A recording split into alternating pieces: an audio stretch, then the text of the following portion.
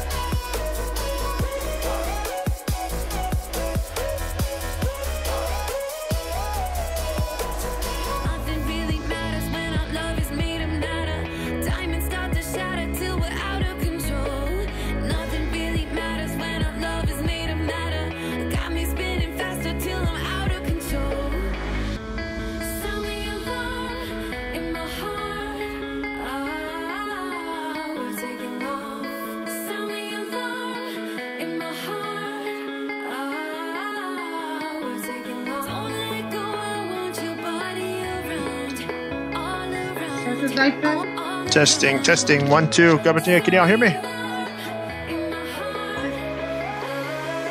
Okay, hop on the shelf. You can hear me. Great.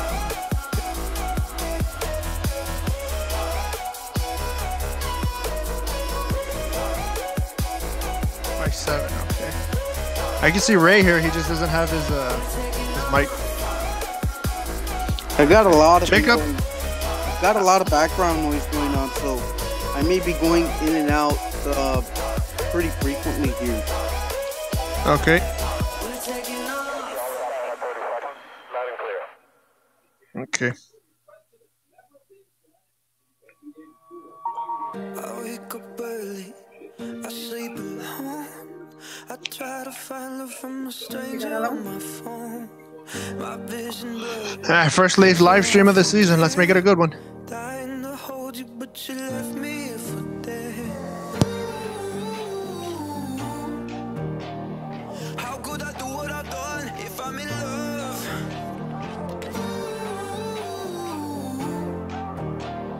You know I did what I did, you loaded the gun. Don't wanna think about you anyway. I do it anyway. Yeah.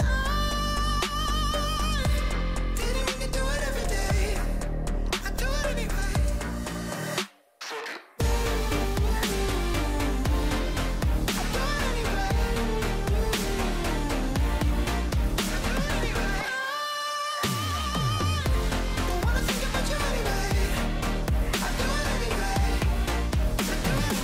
Messing with monsters up in my head. Lied to myself, lying beside her in my bed. Paint over pictures you left behind. I'd punch the walls if it would make you change your mind. How could I do what I've done if I'm in love?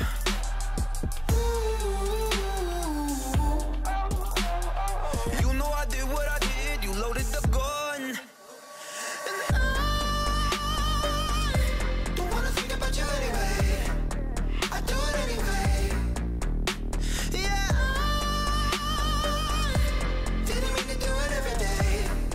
I do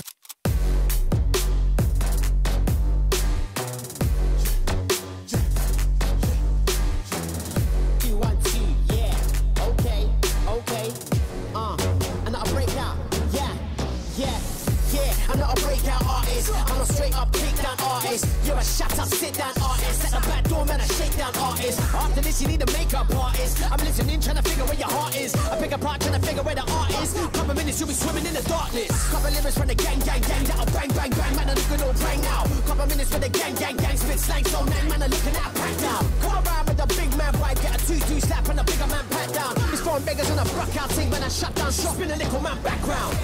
I'm a straight up breakout. Worldwide shut down, I'm a breakout. Big moves, big G's, I'm a breakout. More tracks, more racks for the breakout. More food, man, I'm looking like takeout. Now fools like cookies at a stakeout. Bare bites for the lash for the breakout. Gang, it's a breakout.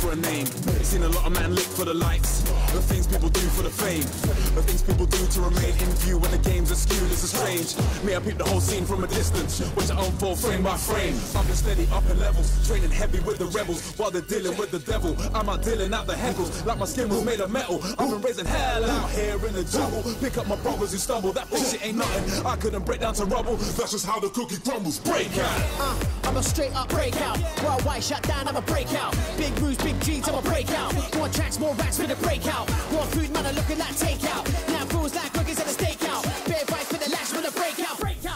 Gang, it's a breakout.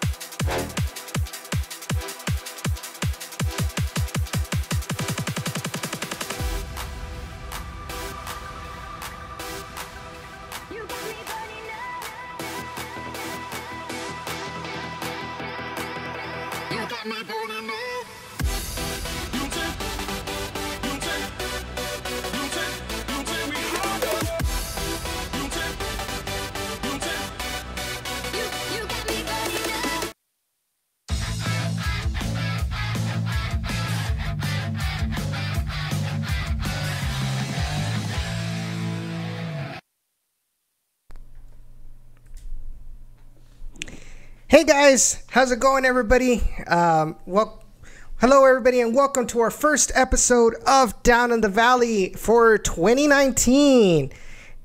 My name is Edson Ochoa, and I am accompanied by my co-hosts Jacob Young, Rey Silva, and Cesar Cortez. How are you doing, guys? Sup, Edson? Doing great. Happy to be here. Ready for a new season. Excellent. Jacob? Doing really well. Looking forward to this year. Looking forward to interviewing with Coach Echeverry. It couldn't be more of a great night tonight. Rey? On board, ready to rock in 2019. New challenges, new expectations, and I'm just ready to rock and roll. Excellent to hear that, guys. Before I begin, I would like to take a time to thank our friends at the Beautiful Game Network. You can check out our podcast as well as other USL-related podcasts at bgn.fm. Be sure to also follow them on Twitter at TheBGNFM and at BGNWritten, where Rey posts his articles titled The Orange Blocks. Be sure to also follow our Facebook page, Twitter, and Instagram at Down in the RGV.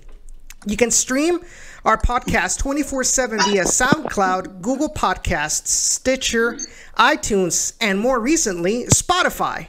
We have a great show for you tonight full of RGVFC discussion, and to kick it off, I want to present you all our very special guest for tonight, RGVFC head coach, Gerson Echeverry. Coach Gerson, how are you doing tonight? I'm doing well, guys. How are you guys? Doing real well. Awesome. Thank you for having me, and really looking forward to talking to you guys. Excellent. Like I was telling you before we went on the air, we're really looking forward to this upcoming season. How we're more stable going into the season than last season, and we remember we had you in the beginning of last season. I believe it was right after the San Antonio preseason match, and we started seeing some of that touch that you wanted to bring into the team. This year, it looks like we may be not having to get a lot of new players. So hopefully we can start building up what we started last season into this year. Oh, absolutely. I think one of the things is we were extremely happy in how the team ended, in particular the last 15 games of the year, where we showed some maturity, our identity. Certain guys understood their role, and we have quite a good base of those guys coming back. Obviously, there's some key players that we lost, and we're hoping to be able to bring in some pieces that can add, their bit, and their talent into the lineup. And so we're very excited. Guys, any quick comments before we start? No, just no comments here, Coach. I mean, just wanted to wish you a happy New Year and welcome back to the RGVFC, Coach, once again. Thank you very much. All right, so let's go. Yeah, go ahead, Cesar. Sorry. Yeah, Coach, we're happy to have you again for another second season. We're really excited. Once again, thanks for coming on the show and being able to talk to us.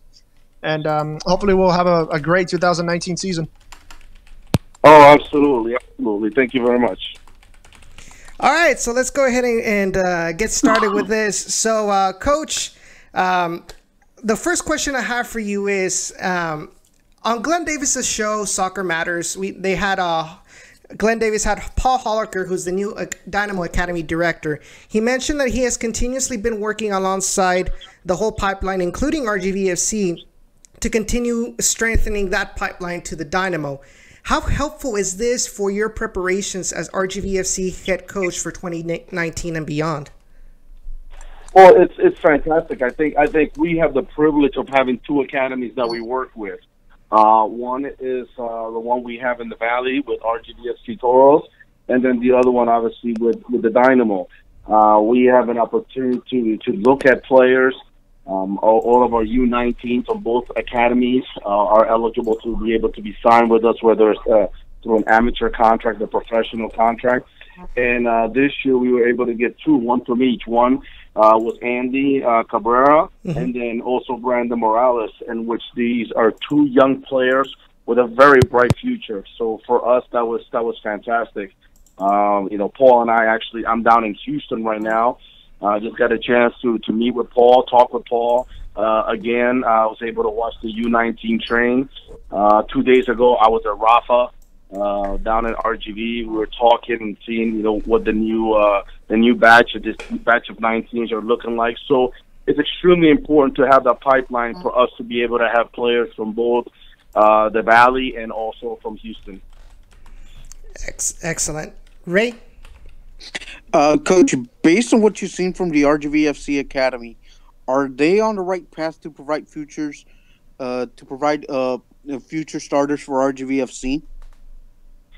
Well, it's hard to say that, that they're going to have starters, Obviously with Brandon is one of the most talented players around in his age group anywhere in the country. So, but he's not a starter yet because it's not easy to go from youth soccer to professional soccer and just be a starter. You got to earn it. I think that he's going to give himself an opportunity to get a lot of matches and to get himself into the lineup. With RGVFC, I talked to Rafa along with his coaches, and it's about making sure that they're preparing those guys, on a pathway to not only the pro team, but what the majority of those kids are looking for, which is to go to college. It's hard to say that everybody's doing the right thing and to provide a lot of players. I mean, I think that everyone talks about Barcelona's youth academy being one of the best, and they usually have one guy every 4 or 5 years to come through. So it's not that it's not that easy. But I think they are doing the right things, and a lot of it has to do with luck. A talented player with the right mentality, the right physical attributes, and the willingness that being a pro is what they want to be. All right, Jacob. So of course it's been the off season, and of course now you're in Houston. What have you seen talent-wise since you've been up there? What have I seen in Houston? Yes. From your players, basically, yeah. Oh, from my players? Well, no, my players get here on our players arrive on Sunday. So the only 2 players that are training with Houston currently are Jesus Enriquez and Nico Corti. Those are the 2 players that are training with the first team. There's also a couple of the guys come on Sunday, which is when our whole team arrives to do physicals, and then for us to start training on Monday. Then we'll be able to see what they have. So right now, I'm just helping out with the first team with the Dynamo. All right, Cesar. Nothing from me here. All right, so Coach, what was the most difficult aspect of transitioning from a college soccer coach with Seton Hall to being a Division II coach with RGV? I mean, it's something that I think one of the things that I found I guess is not knowing the layout of the USL in regards to sometimes when you travel. I mean, soccer is soccer. Talking to Wilmer, talking to players. I mean, I had worked with some of these guys when they were younger as far as youth national teams. So I had been in an environment that's similar with the same stress and demands when we were with the national team. So for me, that wasn't a huge difference.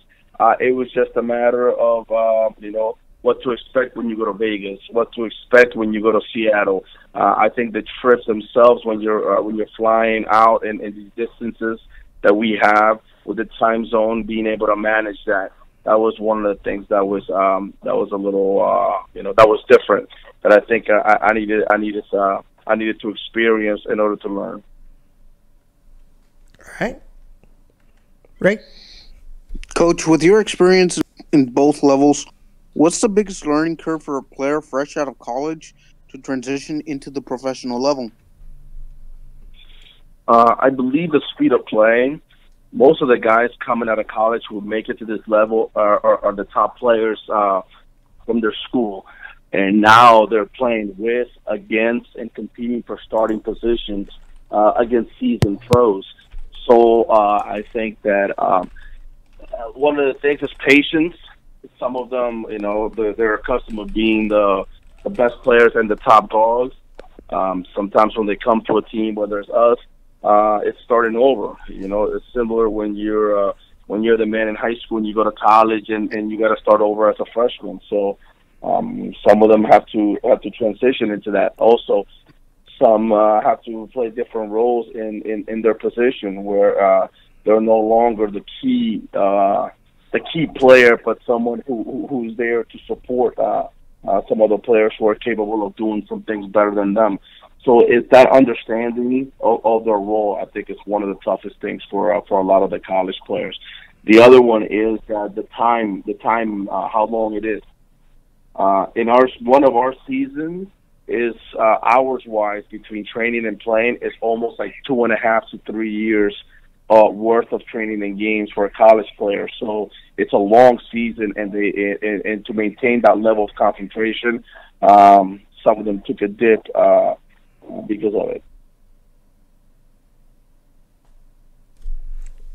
Coach? Yes.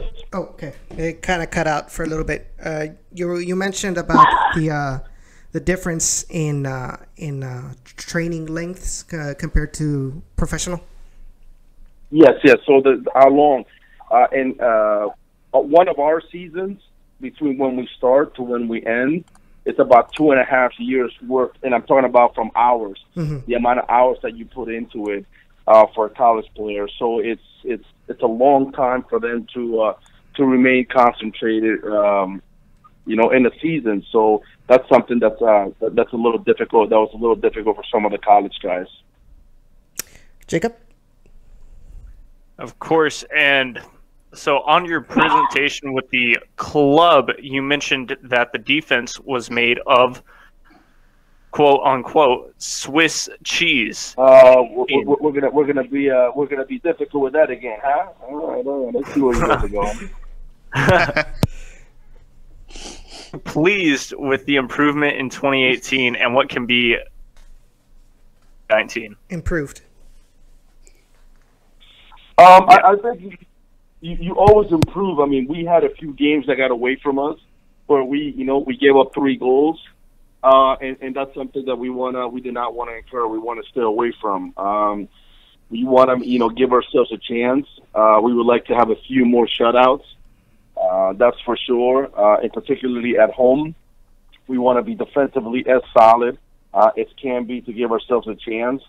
So that's important. I think we have our core, in the middle between our goalkeeper Cortez, between our 2 center backs. We have Connor and Kyle and Roberto Castellanos coming back.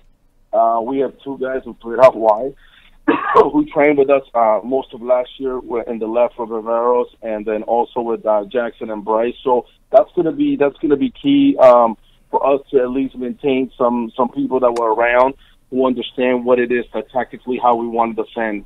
So that's important. Cesar. Right now, Coach, how fulfilling was it for you as a coach to have influence, all the call-ups of Pablo Aguilar and Carlos Small to their respective national teams? I thought it was huge. I was extremely proud of them, all of their hard work, what they had done to be able to earn. I don't think there's anything better for a soccer player than to be called up to their national team to represent your country and to be able to play, some minutes for your national team. It's something that's great. Very happy for those guys. Very proud of them. I'm extremely proud of the fact that we were able to help in their preparation.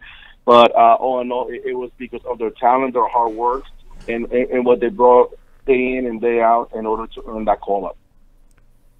Absolutely.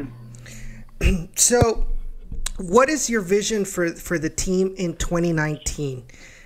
Do you see them making playoffs this season? I mean, every year. I mean, we saw ourselves doing it last year. I think that one of the things was we needed to adjust. We didn't have some goals. So many games in which we were unable to score goals. And then we had, one of our guys who was, 2 of our guys that we were expecting goals between Garza and Quintanilla also getting hurt, so that didn't help. So that's one of the things is that we feel that we have a solid base coming back, and that's what it is. I mean, obviously you want to take short-term goals. Our long-term goal is we want to win the USL. That's the ultimate goal, and that's what every team strives for. If that's not what you're striving for, what you want, then you're in the wrong business. Mm-hmm. And that's what we're striving for, and we failed because we didn't win it. Then obviously, in order for you to win it, you got to make the playoffs. So for us, that's a huge thing is to make sure that we make the playoffs and then give ourselves an opportunity to win in the USL. We felt that last year we were capable of. I mean, when you look at the teams that finished in top of our league, between OC, Phoenix, Swoop, and even RSL, we were fine. We were fine with those teams. We played with those teams. We beat those teams. OC, we beat them twice, both home and away. Phoenix, we tied them at home, and we should have had one. And then when we played them at their place, if it wasn't because of one mistake, and we missed 3 breakaways, 3 1v1 against them. So we know we're capable of, and we knew we had talent. Obviously, these results came at the end of the year when we were a little bit more mature and we had a better identity. So I think our starting point right now with our identity is much better, and we want to make sure that we're peaking at the right time, which is towards the end of the year. All right, Ray? Coach, based on recent transactions. Next one. That one's... Okay. What did you see from this year's tryouts? Were there any improvements from the numbers and talent-wise from last season's? You mean the tryouts that we had locally? Yes. Yes. Yes. Yeah, the numbers were pretty good. We kind of capped it. We had about 56, and we were trying to keep it at that number and kind of close that out because we really couldn't handle much more than that because of the fields and all that stuff that we had, and we wanted to make sure that, you know, we gave ourselves a good chance to be able to see as many of the trialists. You know, there was some talent. Obviously, you know, last year we had Aldo, who completely stood out a lot. We didn't have one guy who stood out. The level was much better overall. And so right now we're just trying to see numbers with some of the guys that we have coming back and some of the trialists that we have from the international players that we've invited to see. And we have a few guys in mind that we're going to invite once we get back to RGV to be able to have them and train with our first team, and then be able to make a decision to see if they have it, you know, if they have the goods when they're training and playing against our guys, our returners. All right. Jacob. I know this is kind of off the question air, but I really want to get your take on it. Of course, we had Kai Green over a couple, or at least a week ago, say that he was going to San Antonio FC. Based on what happened there, give us your take. There's nothing wrong. It's just the way that we have it set up here between RGV and Houston, where the players are owned by Houston. You know, so the players are employed by Houston, and we use the facilities, and the whole business side is by Rio Grande. And the philosophy with Houston is to have young guys who have the potential to move up to the first team.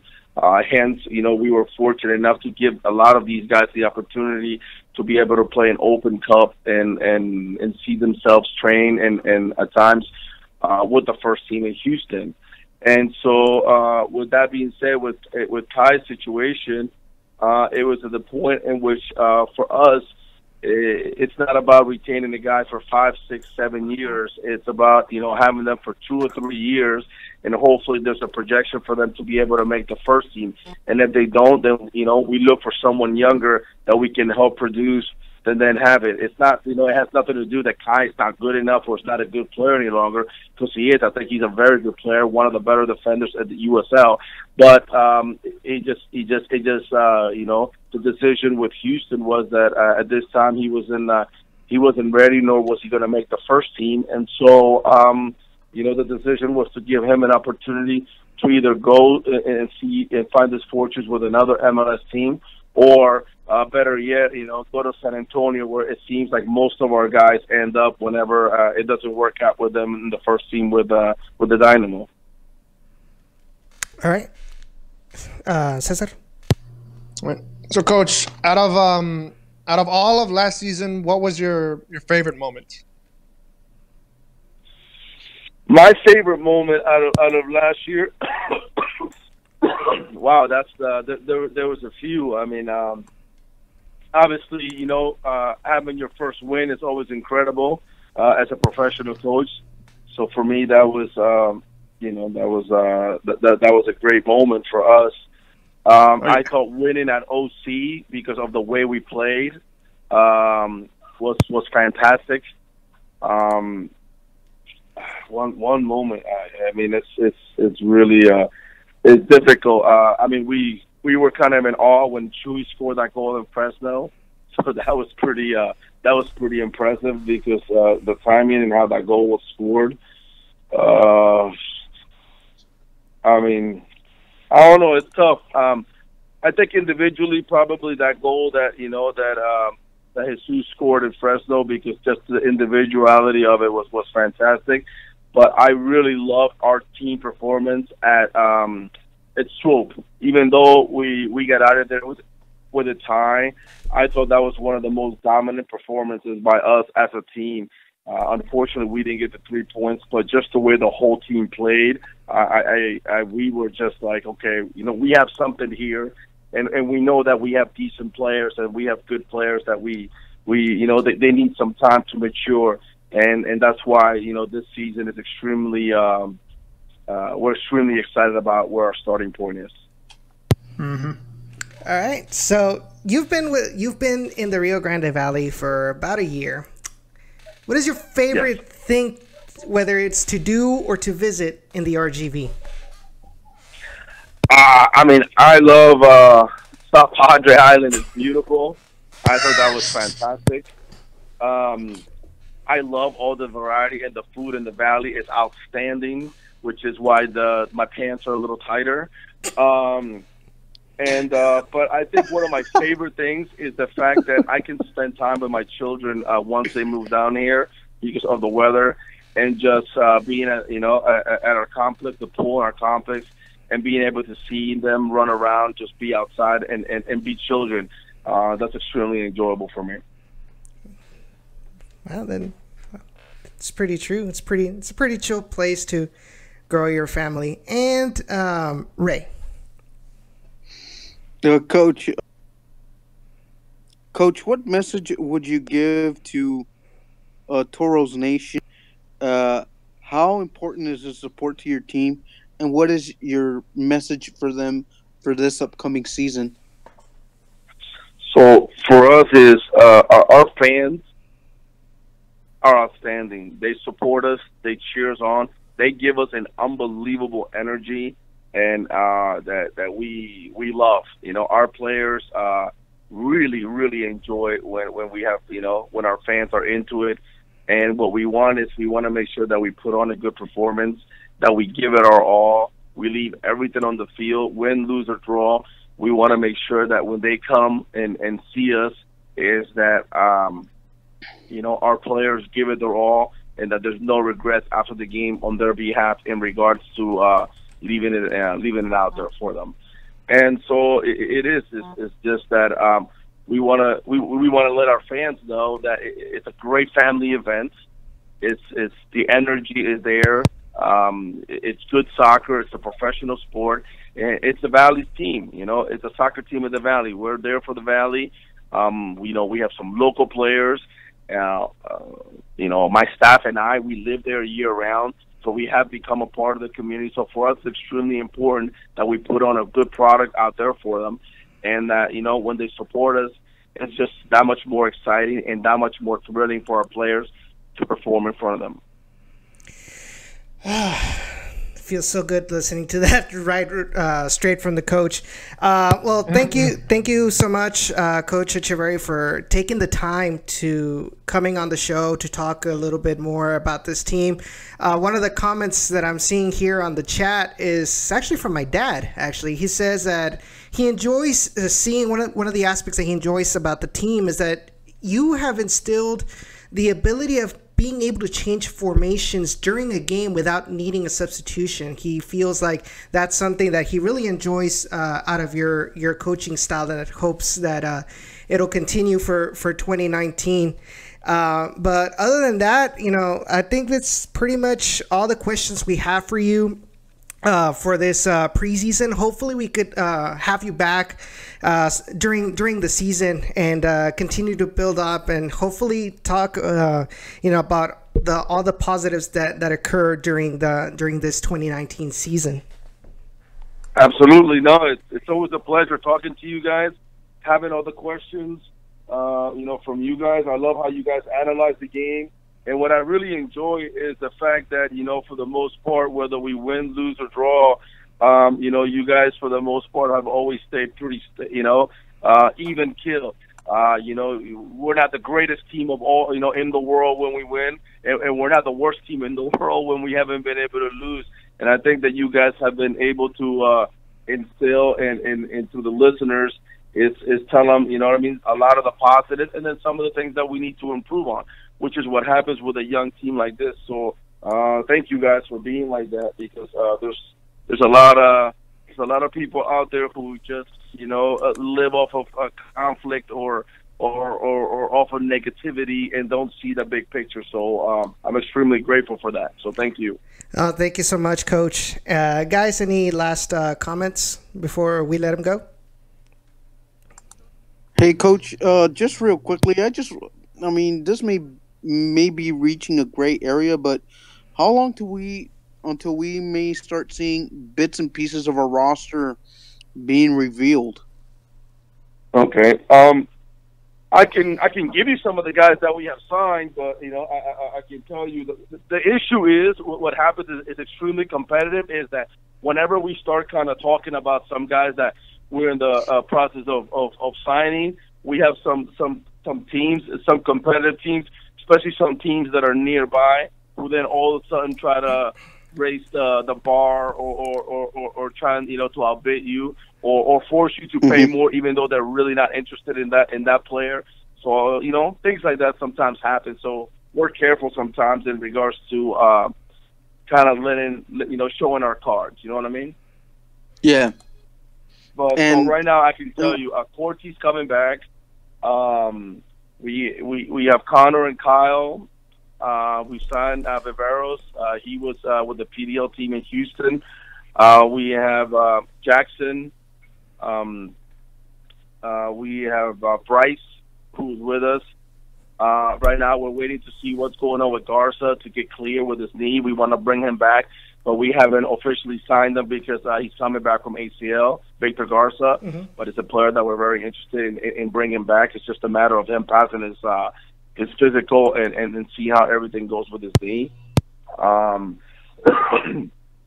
Who else? Obviously, Jesus. We have Carlos Small. We have Brandon Morales. We have, just thinking on the top of my head, I don't have it written down here, guys, so don't mind me. Aldo. Andy Cabrera. We're finishing up what happens with David Cabrera. And we have Romilio. And Camilo Malloy. I might be missing somebody. I don't have my notes in front of me, so I'm just kind of like throwing some out of. I'm really liking this list. Bring it on, USL Championship. So, and again, we had to work a lot of deals with that. And I know sometimes, you know, fans and everybody gets impatient, but it's better to work behind the cover, behind the shadows sometimes. You know what I mean, guys? So it's just very competitive. And even last year when we let on in some people and we ended up losing them because, you know, word got leaked out or whatever that we were looking at them, and it's a doggy world here. So. Yeah, it's extreme. The market in soccer is extremely competitive, like you say. But well, especially now, look at all the teams in Texas. It's like it's become even worse. So you know what I mean? Yeah. It's like you know, where do you want to be? You want to be in South Texas? You want to be in West Texas? You want to be in North Texas? You know what I mean? It's like, you know, and now between Austin, El Paso, San Antonio, and us. You know, and even Dallas up above where they have the, you know, championship team. It's like, I mean, USL 2 team. It's like, you know, Texas is a hotbed. Well, I think our biggest issue has always been San Antonio. It was like we always make fun of San Antonio fans and tell them, you know, might as well, aren't you the USL affiliate for the Dynamo, because apparently that's all you get recently. But yeah, they like staying in Texas. That's what it is. We like to say they want to stay in Texas. That's what it is. So, yeah, but hey, listen, you know what I mean? It's you can't blame those guys sometimes for wanting. They see the quality, you know, and we've done well in helping produce and helping make those guys better. So they want to see, but You know, guys, we have a young squad, but it's you know, I mean, I don't want to say too much, but let's just say we're pretty excited about what we have going. We're pretty excited. As are we. Yeah, definitely. Well, we'll go ahead and let you go, Coach. I know you're probably tired from today. Like I said, thank you so much for being on, and hope to see you back in the Valley during the beginning of the USL Championship season for 2019. All right, thank you guys. Looking forward to seeing you. So we'll be back home with all of our players on February. We'll be heading back home on the 4th after 2 weeks down here, and so definitely looking forward to seeing all of our fans, all the people that support us, and being ready to roll. Okay, you guys take care of yourselves. You too, Coach. Have a good night.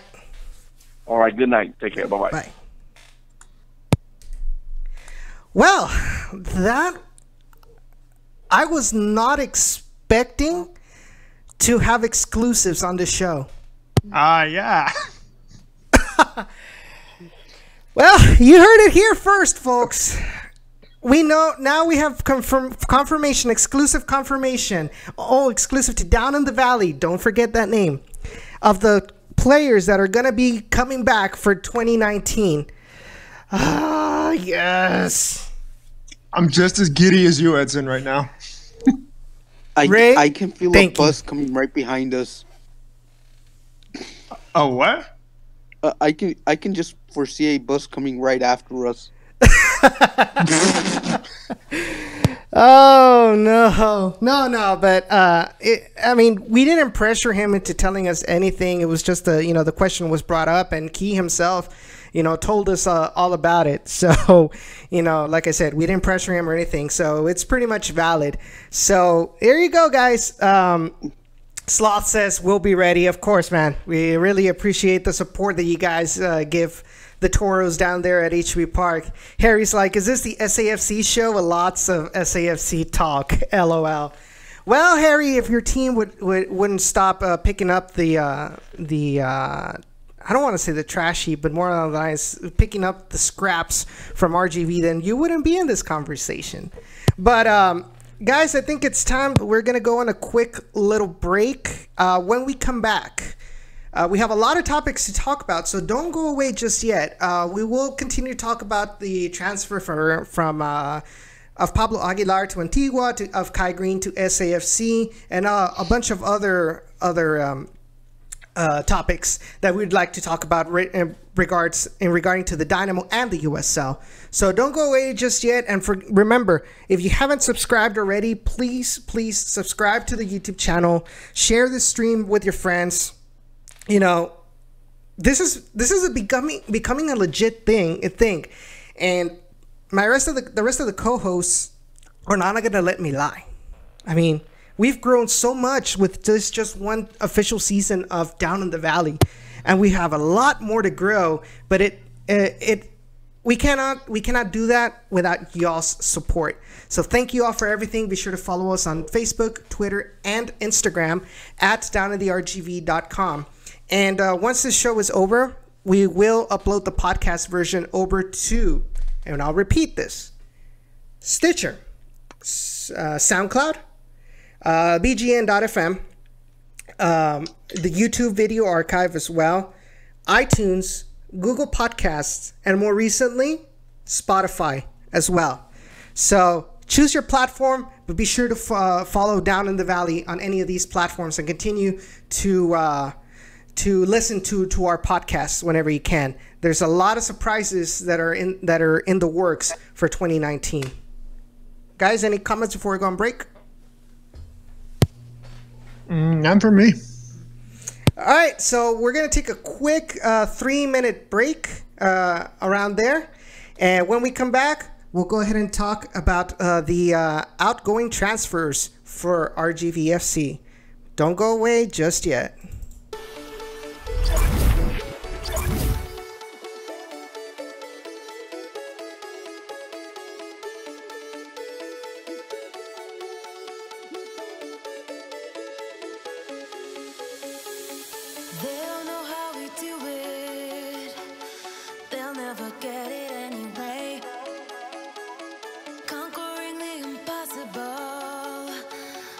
with a smile on our face.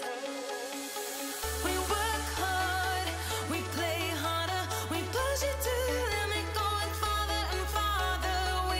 We work hard, we play harder, we push it to the limit, going farther and farther. Grind all day, we dance all night.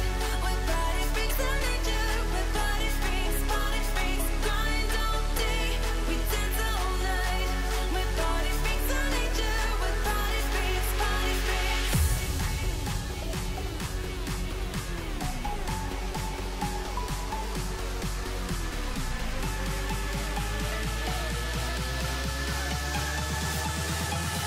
Body freaks, body freaks. With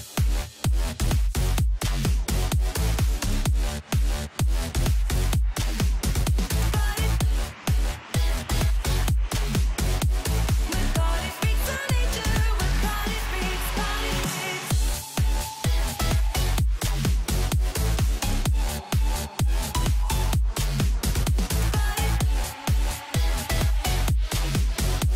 With body freaks and nature, with body freaks, body freaks. We work hard, we play harder, we push it to the limit, going farther and farther.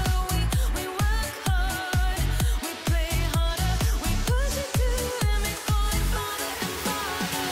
Grind all day, we dance all night. With body freaks and nature, with body freaks, body freaks. Grind all day, we dance all night. With body freaks and nature, with body freaks, body freaks. They'll know how we do it. They'll never get it anyway. Conquering the impossible, all with a smile on our face. Grind all day, we dance all night. With body freaks and nature, with body freaks, body freaks. Grind all day, we dance all night. With body freaks and nature, with body freaks, body freaks. Body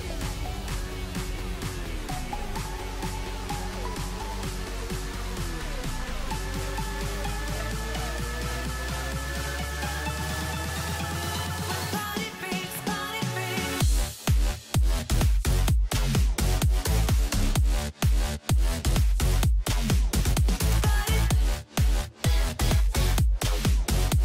With body freaks and nature, with body freaks, body freaks. Grind all day, we dance all night. With body freaks and nature, with body freaks, body freaks. Grind all day, we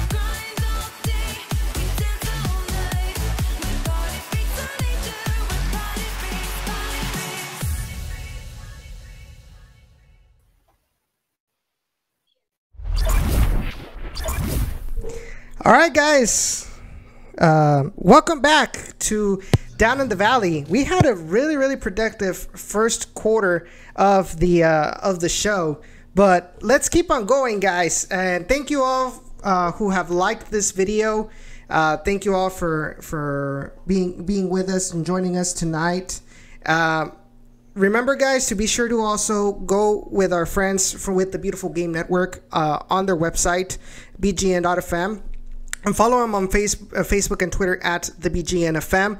You will find our podcast there, as well as other USL related podcasts. So be sure to check them out right there. Also be sure to check out the BGNFM, the Beautiful Game Network sponsor, which is Roughneck Scarves. They are the official scarf supplier of MLS, USL, and NCAA. So let's go ahead and jump into our first topic of tonight. And as you all probably remember, about a couple of weeks ago, it was released, it's news that Pablo Aguilar was transferred back to Guatemala. Actually, not back, but he was transferred to Antigua GFC of Guatemala. And it was a move that surprised everybody because nobody really expected it. I mean, yeah, he was called up to the national team, but one would assume that he would continue his process, after being, a super draft pick last year, that he would continue his process with RGV to hopefully make it to the Houston Dynamo. Then all of a sudden, this transfer happens. Guys, I leave you all the question. Was this a good move for him?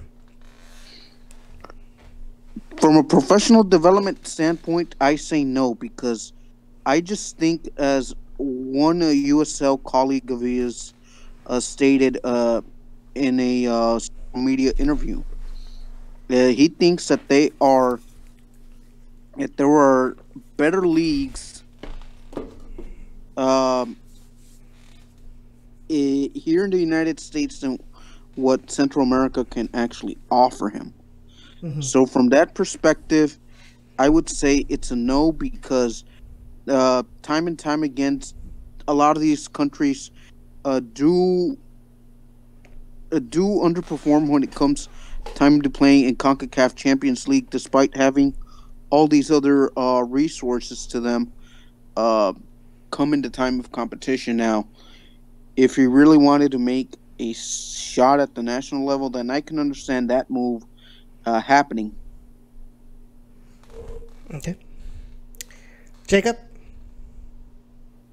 For me, time will tell. Those moves happen each year in and year out, and you think about it. I think time will tell because, honestly, the Central America, normally it's going to be a bad thing, but we've seen a lot of those teams kind of overperform when they're in that Champions League. We've seen it time and time again with even when Houston Dynamo used to be in there, play a lower division or what they thought was a lower division Central American team. And so it goes back to those players are talented, and if they want to be known, I guess that could be a good move, but once again, time will tell. Cesar? I'm gonna have to agree with Ray and say, from the professional standpoint, that is actually no on whether it was a good move or not. Because, as we know, he did get called up to the national team, but honestly, it was his decision to make, wasn't it? I mean, isn't that the bottom line there? Yes, you can say that is the case. And if he felt more comfortable playing in, back in Guatemala versus, the RGV, then, more power to him. I mean, only he knows how well he's going to develop his career further on. Like Jacob said, only time will tell.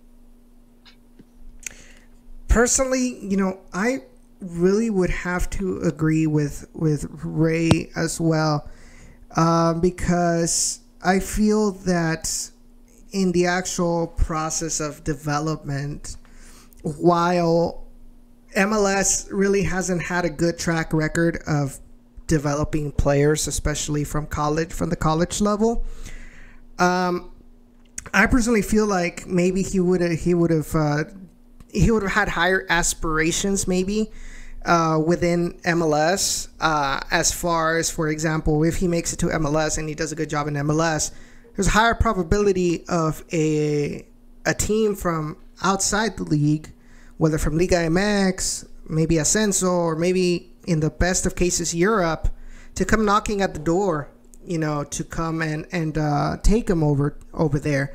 I mean, we're seeing it right now with Albert Feliz, young Honduran player, and he's now you have Fenerbahce, wanting to get him to purchase him from the Dynamo. And I just don't think that same reputation, that same ability to grow is present in the Guatemalan league. I agree 100% saying there. And maybe it is time for us to say that this has something going for them, as in, like you said, Albert Ellis, for example, he was being wanted by those teams in Europe. Happening in other leagues besides kind of a league that has this type of structure. In Liga MX, because they've been a league around for almost 100 years now or something of that sort. Think of it that way. It's him, of course, we won't know what will happen until obviously he plays a couple of games and we see, did he lose some talent or has he actually gained something from that move on your horizons? But yeah, definitely. Like Jacob says, maybe time will tell, and we'll see if that was a good decision by him to be closer to his family, be closer to the guys at the scouts for the Guatemalan national team. I know it was a big little discussion I had with another journalist from Houston, because the topic was Mauro Manotas, and there were rumors that Millonarios FC from Colombia was interested in purchasing Mauro Manotas. And she was saying that, it's a better move for him to go to Colombia than staying here in MLS, because she feels that South America, especially South American coaches, do not really look at MLS when it comes to finding talent to call up to the national teams. And I think this is what Pablo Aguilar was probably thinking when he made this decision. And we can respect it, but it just like I said, it took us all off guard, because he was pretty much the future in the central attacking midfield for this team, and then all of a sudden, he's gone to another league. And I'm assuming because no details of this transfer were released at all, neither by RGVFC nor by Antigua, that this was a full transfer. So, we just wish him the best of luck out there to Pablo Aguilar. And, we thank him for everything he did for us. But I think it's time that we focus on our teams. We can't cry over spilled milk. We have our own players we got to root for from now on. yeah, exactly. We've got our own team to root for, and it's true. And our Manotas thing, saying that South American coaches don't really look at the MLS. It's funny because hear about that, and well, the one thing with South America is, do European coaches really look at South America? Not really. You've got yourself the Brazilian league and maybe a Colombian league that's not that popular. Coaches pulling players out from South America. I see them pulling players out a lot from, look at, guess who? And Dempsey. He played for Fulham. Now, I forget his whole situation back when he was in the United States, of course, but I do believe that he did play a bit of MLS soccer before he went over to Fulham. So if you think of it that way too, just if you're a player right now in USL play and make it to the MLS, that's just going to be another step for you to go on to maybe getting a European contract. Yeah, take a look. Alfonso Davies being transferred over there, and there's so many young Americans that are now playing overseas after playing a little bit in the MLS. Now, we're not saying that MLS is the end of it all, and they've got everything when it comes to they have pretty much what they call it, like the truth. When it comes to developing young players, we've been criticizing the way development is done in the United States, not only here but in Gen Orange, But at least we're seeing some of this talent that are being looked at by European clubs, and as well as the MX clubs as well. They're not really young, but you have Omar Gonzalez and a couple of Mexican Americans that are playing with Chivas, with Xolos. So I think personally, it might not pan out the way he expected it, but like I said, was wishing the best of luck. The next topic I do want to talk about. Oh, guys in the chat, be sure tell us what you think about this and any of the topics that we'll be talking about tonight. We want to hear your opinions as well, and we'll go ahead and say it on the air. Actually, if you guys want, the phone line will be available for you all to call. The number is right up here, 956-622-5977. The phone will be set up, so be sure to, if you guys want to give your hot takes, you guys want to talk about RGVFC or any of the topics that we'll talk about, be sure to go ahead and give us a call. We really want to know what your opinion is on a couple of these things. So the next topic that I do want to bring up, and I know that this was brought up during the interview, and that was the transfer of Kai Green to SAFC. I guess like what's his name? DJ Khaled says, another one.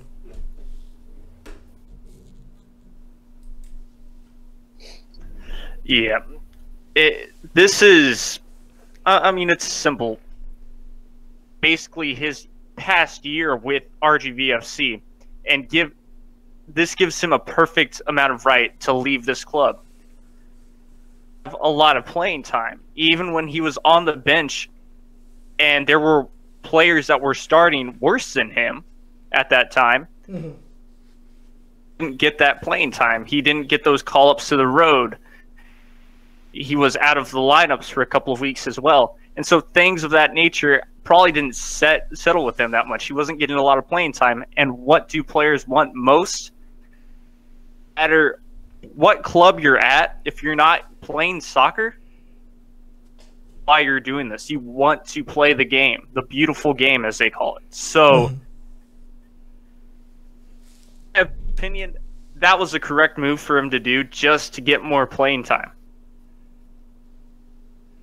Ray? Well, it's kind of sad because, he was one of the veterans on the club that could have taught a couple of the younger guys like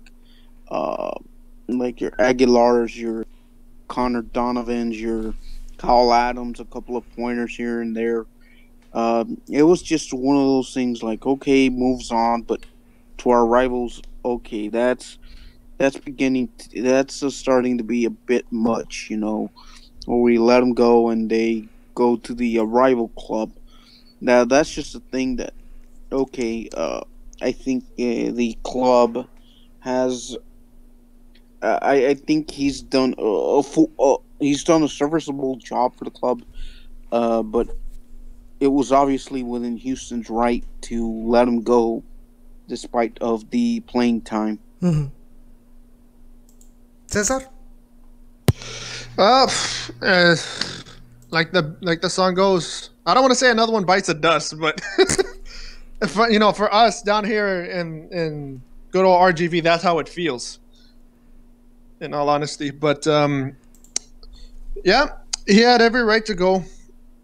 Back to what Jacob said. What do players want? More playing time. How else are they gonna develop better? Mm-hmm. Same thing that happened with our past 3 players that went to San Antonio. Mm-hmm. I don't want to say the same scenario, but don't we kind of see a pattern here? I was actually going to bring that up because Sean tells me this every time we bring up the subject in Gen Orange. And he brought it with Charlie Ward, brought it with Kyle Murphy, Jose Escalante, as well as Sebastian. Hi, Sean, wherever you are.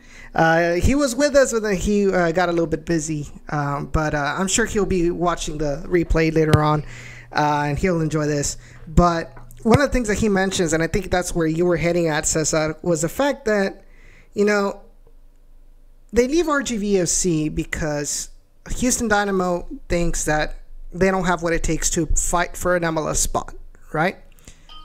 Oh, we actually have a call. So, hi. Welcome to Down in the Valley. Who are we speaking with?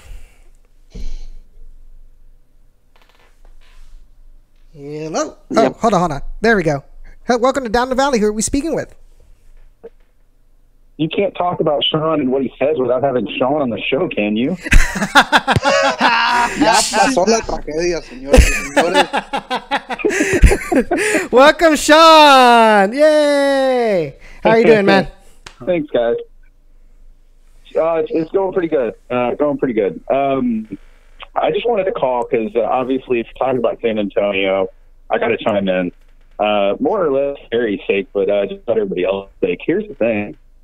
How many MLS prospects has San Antonio put out compared to the Dynamo?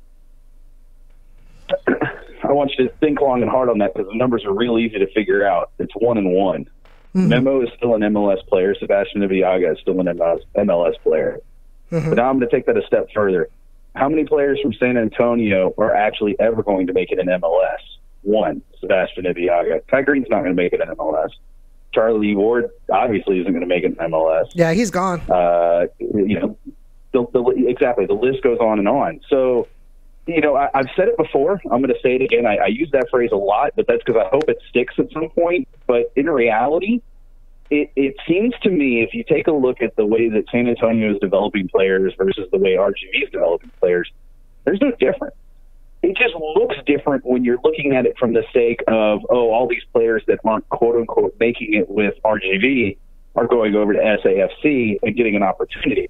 But in reality, if they're like Charlie Ward and they fizzle out anyways, then are you really blaming RGV for not developing the player, or is it that the player's not developing? I think there's two sides to that coin. It's not just about RGV and what they're doing. It's about the player and their commitment to growing and developing in the right ways. And, Echeverry made a really good point, and this doesn't point to Charlie at all, but I think it's really important when you start talking about like a Lucatero and players like that are players that are gifted players talent-wise, but maybe from a professional standpoint, they're not quite ready for that rigor and,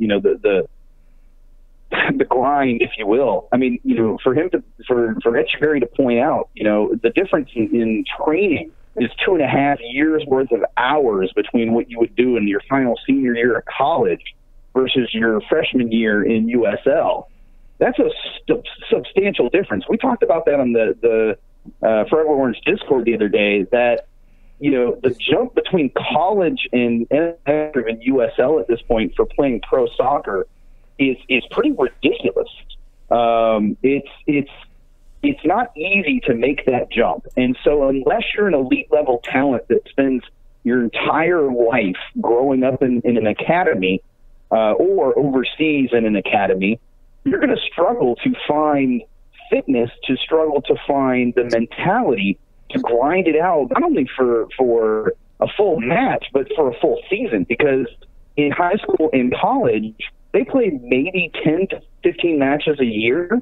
And then on top of that, they only play 80 minutes. They don't play a full 90. And they stop the clock for substitutions, and they can have unlimited substitutions. So, if you think about it in terms of a player development, player growth standpoint, if you have players coming into RGV from college, they're not even remotely close to being ready to play, not only in USL, forget that, they're not, not only in MLS, they're not ready to play in USL as full-time starters. And so that's a challenge that Echeverry has to take on head first and figure out, how do we develop these players to become USL professionals? Because it's not enough to just have a talent level. You have to have the professional mentality, which means you are going to grind it out, not only for 90 minutes a match, you're going to grind it out all week long in practice, in training, recovery, and rehab. It's about the commitment. And I think when you look at certain players, the commitment level just wasn't there. And, it's a different ballgame now. And, and I wanted to reiterate that, because I think for those that are like, those that want to say that RGV are failing, in that regards in terms of developing players, I think they're dead wrong. I think the players are failing in some regards, but I don't think it's necessarily the system yet. I don't think we can point at the system and say the system's failing. You can't say that after 3 seasons. And, to be fair, Memo came from that system, and he's been a fantastic super sub at the MLS level, and he's shown he can go 90 minutes, and he's got the fitness, and he's got the mentality. It's just a matter of whether the talent level is there to become a true starting 11 player, consistently match in and match out. Sorry, I know I droned on for a while there.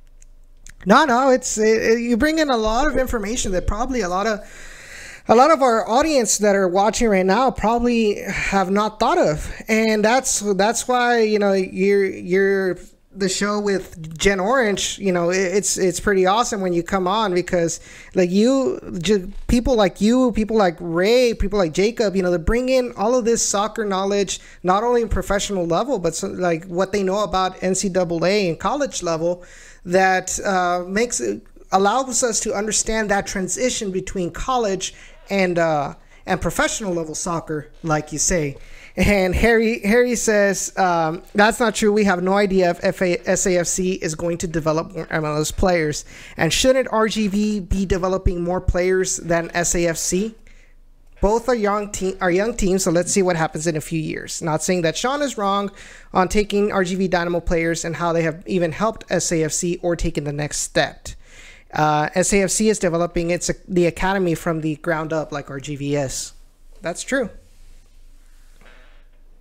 Well, and you're seeing the effect of it, right? You're seeing the effect with SAFC over time.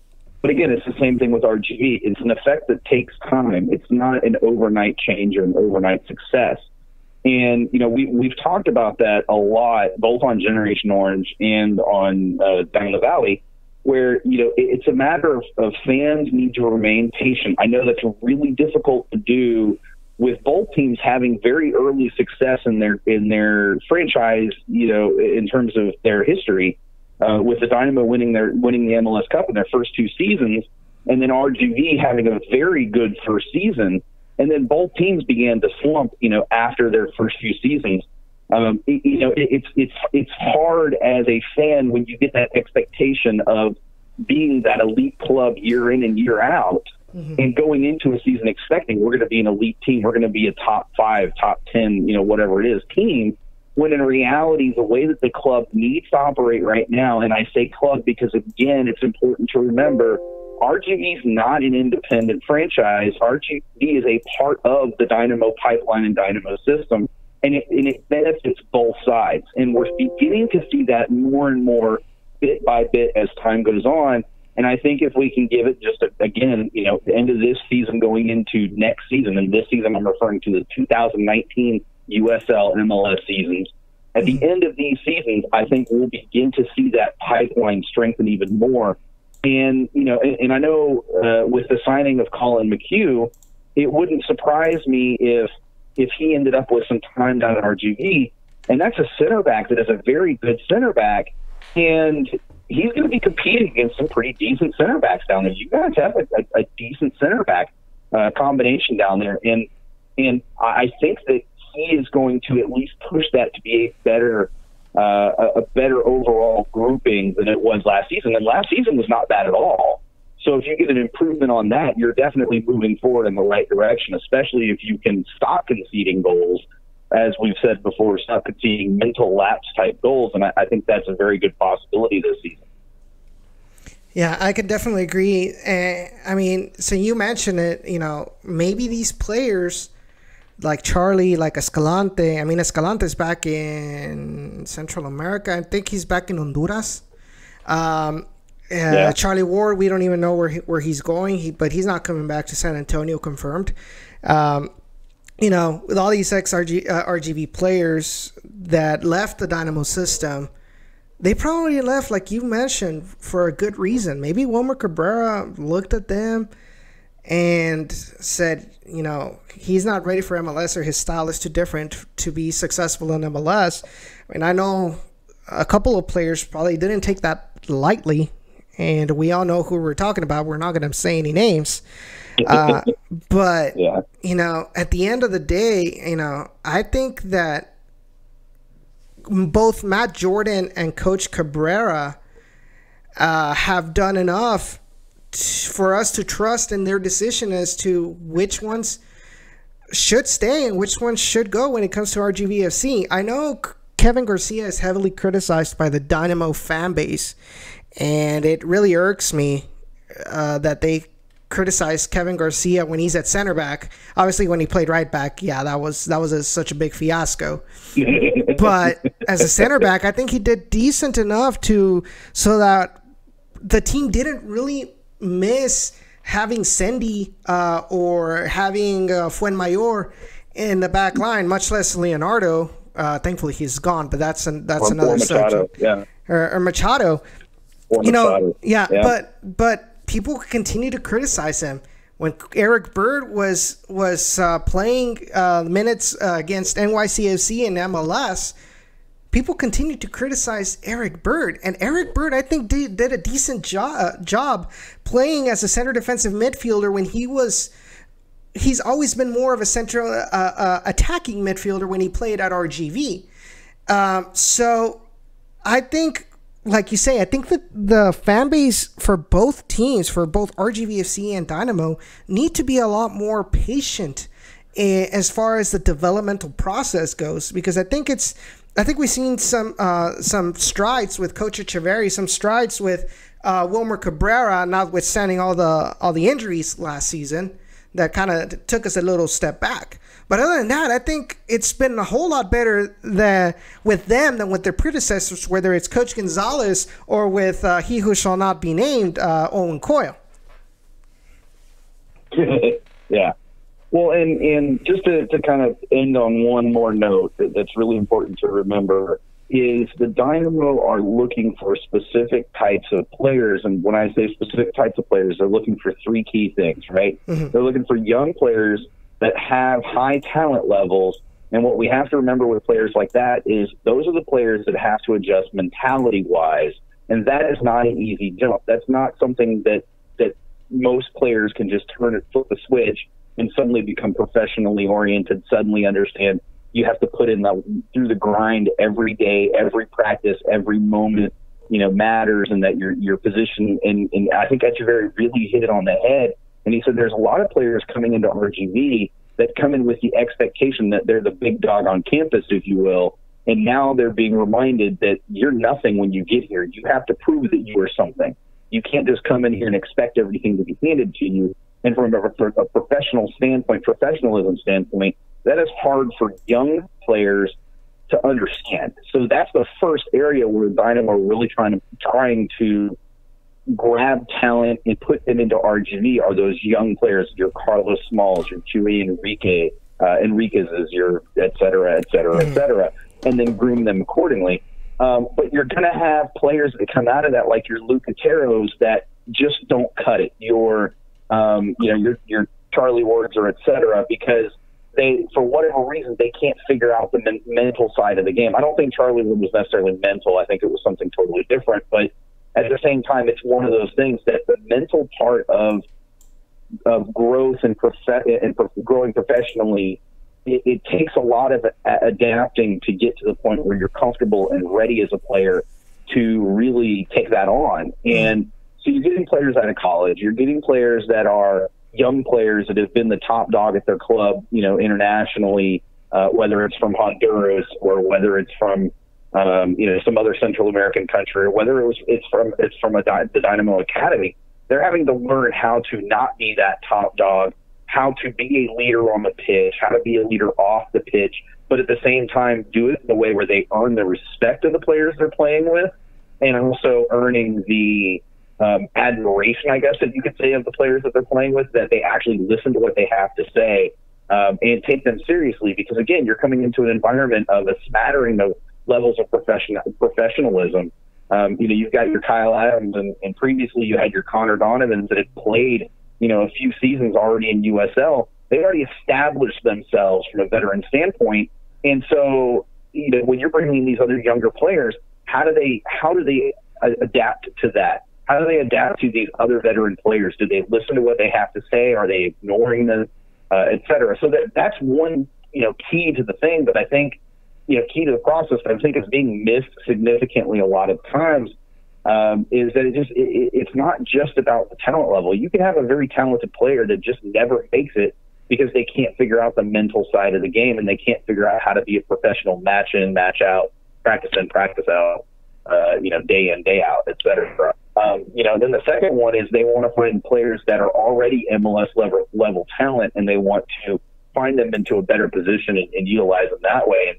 that obviously is not going to be necessarily an RGV type player. That's going to be somebody that's coming in from another MLS club as far as the Dynamo are concerned. Mm-hmm. So when it comes to RGV, that's really the primary bucket that Dynamo are pouring into and pulling out of, is that bucket of young talent that it's low risk, high reward talent. It's players that you're not paying a lot of money for. It's players that, if they don't make it, they don't make it. But if they do, all the better. It's players that you haven't had to invest in significantly, whether it's time, effort, or money, in order to try to get some return on that investment. And I think that we need to remember, as a fan base, both of RGV and the Dynamo, that if that's the primary bucket that RGV is pulling from as far as talent goes, that means you're going to have a lot of players that don't make it, but you're going to have your one or two every so often that come up that are going to be very good players. You're also going to, though, have your Kevin Garcias that come up that maybe their talent level isn't top-notch, but they're still good enough to be that backup role. I don't foresee Kevin Garcia, in my personal opinion, ever being a starting center back in the league. But if I were to have to hand over the center back role to him for 5, 10, 15 matches in a season with the Dynamo, I would be comfortable enough to do that, because even though he may not be a top-level center back talent in the league in terms of MLS talent, he is good enough to hold down the fort when another player gets injured, and has to come off the pitch for any length of time. And so I agree with you, though. At least as far as Kevin Garcia goes, there's definitely this perception problem that he's not good enough to be an MLS center back. And I think, again, MLS center back covers a lot of different areas, really, if you think about it, because you have your young center backs that have super high talent levels, but have to figure out the mental side, the physical side of the game, as far as how physical can I be from a fouling standpoint, i.e. Fuenmayor. But then you've also got your players that are coming in from USL that maybe they don't have that high talent level, like a Kevin Garcia, and they're learning how to be an MLS center back just from a veteran standpoint, learning those veteran maneuvers, those veteran things that you just do when you had more experience against other players. Mm-hmm. And then finally, you have your elite level talent that's coming in from overseas from center backs. And that's what I think our fan base with the Dynamo expects that every time, when in reality in MLS, if you look at the bulk majority of your center backs in the league, they're not that. There are very few top-level center back international talents that have been brought into the league. Now, with the Dynamo, it's different this year because now we brought in Kiki Struna to kind of help Fuenmayor and shape Fuenmayor more into the long-term center back pairing that we've always wanted. But that's a once every 5 seasons type of center back you bring in. You're not bringing those in every season, and you still have to have that type of player like a Kevin Garcia that can be your backup, that's inexpensive, coming from USL, that's good enough to take the reins for at least a couple of matches here and there as needed when players get injured. So just to kind of back you up on it, Kevin Garcia is a wonderful backup center back, and I think he's the perfect person from a personality standpoint, from a player standpoint, from a talent standpoint, to be that kind of rotational center back with the Dynamo so that they can focus on other areas of need. If we got rid of Kevin Garcia from the Dynamo standpoint, that would leave a huge gaping hole that we would have to fill with some other center back somewhere else. So, Ray, Jacob, Cesar, guys, anything you want to add? Well, I mean, that's a lot to digest just right there off of what Sean said. But of course, one thing that we all know that Dynamo or even RGV have struggled with, mainly for the Dynamo, have been back positions, or the fullback positions, really. Right back, left back, center back, and of course, back one key player, which would be AJ De La Garza, and that's for Houston. With Kevin Garcia, that's something that they can work with depth, and that's perfect. And guess what? That's an RGV star. Now, with the whole Houston Dynamo fan base of hating on Kevin Garcia when he's proven time and time again, Open Cup games and other games of that sort, that he's basically. So that kind of hurts. And another thing is, one thing that I'm concerned just for both teams is happened this last year. Not enough depth. Having to pull back from RGV's players and then making RGV kind of struggle because of that sort. I know that's going to happen this year. Fact that it's just going to be a grueling schedule, but find out and see what happens. Right? Well, I mean, just going over what Sean and Jacob were just saying is that, yeah, this might be another repercussion of what 2018 has been, but just I would just be in the favor of time, just letting it play its cards, and not hoping that there's not a substantial injury up in Houston, where they could possibly take one of our players and give them some playing time, albeit not a whole lot, but just some playing time while injured player recovers, because Houston may not have that same depth, but they did bring in quality players, and even drafted a couple of players to see where they're at the playing level wise. Yeah. Before we let you go, Sean, just because Ray transitioned into it, what do you think of the Dynamo draft picks that were chosen this year? I'm intrigued by the kid out of Cal, Dunval. Oh yeah, Brad Dunval. He came into. He came into camp, and from what I understand, he's been a standout so far. And this was a player that a lot of teams and a lot of quote unquote talking heads felt was going to be a kind of a bust, if you will, because, or at least felt that he deserved to be taken much lower in the draft than he was taken by the Dynamo. But he's an intriguing prospect for me because he has the height and the physicality.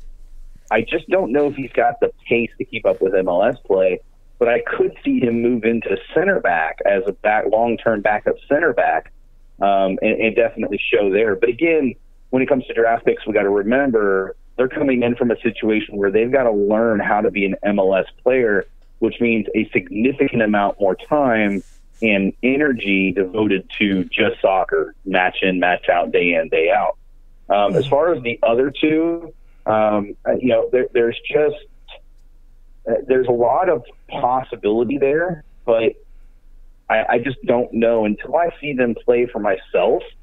It's just relying on what I've heard, and you know as well as I do that I hear a lot of things, and a lot of times those things I hear don't match what I end up seeing on the pitch, and I want to see, before I really give a perspective on what you guys can expect from some of the players you're going to get that came out of the draft, which I do think probably two, if not all three of them, may end up down in RGV for the season. But there's definitely talent there. And I feel like they kind of went a slightly different way than they went last year, which I felt like last year they went for what they felt would make the most sense, but not necessarily the highest talent. And this year I feel like they went after, based on what was available, the most talent. And so it'll be interesting to see. I don't know really what to tell you guys as far as to be prepared for that. But we've got an open practice coming up January 26th. I think once we have the time to kind of look at that, see how those players mesh and see how they play, I think that'll give a better overall indication of where they're going to be for the season, what to expect out of them for the season, that sort of thing. And I felt like coming out of the draft, though, the Dynamo did very well and focused on what they needed to focus on as far as positionally, while still getting the best player and best talent available, even if other entities did not necessarily specifically agree. But I couldn't tell you anything on any of the three really, outside of the fact that one of them looked kind of slow to me, but that could have just been because of the competition he was playing against. And then, again, that jump from college to USL is a mighty big jump, and we're just going to have to see kind of where they fit in and how they play. Yeah, definitely. I honestly think that we'll see all three with RGV because of that reason, because the jump from MLS to USL, much more to MLS, from college to USL, is very big. And so I don't think that the Dynamo right now, especially with the fact that we're going to be in CONCACAF Champions League and MLS and Open Cup, maybe they might see a little bit of them in Open Cup.